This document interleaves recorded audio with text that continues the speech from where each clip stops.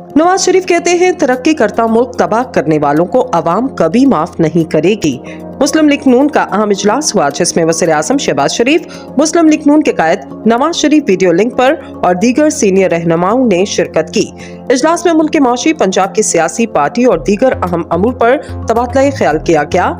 इस मौका पर गुफ्तगू करते हुए साबिक वज़ीर आज़म नवाज शरीफ ने कहा, मुज़ाकरात मुल्क और कौम के लिए हैं, लेकिन दूसरी तरफ ज़ाती मुफादात मुल्क और इदारों को बदनाम करने की जंग है। जिन्होंने मुल्क को 3.5 साल नुकसान पहुंचाया, इनकी गारंटी देने वाला कोई नहीं। नवाज शरीफ ने मजीद कहा, हमें फौरी तौर पर अवाम के मसाइल हल करने और महंगाई को कम करने के लिए फौरी इक़दाम करना होंगे। इंतखाबात से कबल अवामी रिलीफ के लिए पॉलिसियां बनाई जाएं। पाकिस्तान की तमाम सियासी जमातों को चाहिए कि मुल्क और कौम के लिए अपना किरदार अदा करें। इन्होंने कहा, हमने दिन रात मेहनत करके मुल्क को तरक्की की राह पर गामजन किया, जिसे 3.5 साल में मुल्क दुश्मनों ने तबाह कर दिया। अवाम इनको कभी माफ नहीं करेंगे। कुछ ऐसे लोगों को तरक्की हजम नहीं होती।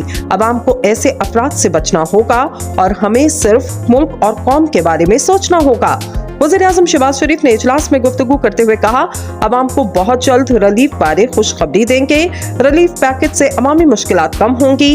एक ही दिन इंतखाबात की तारीख और दीगर मामलात से मुतल्लिक इत्तेहादियों से मिलकर फैसला लिया जाएगा।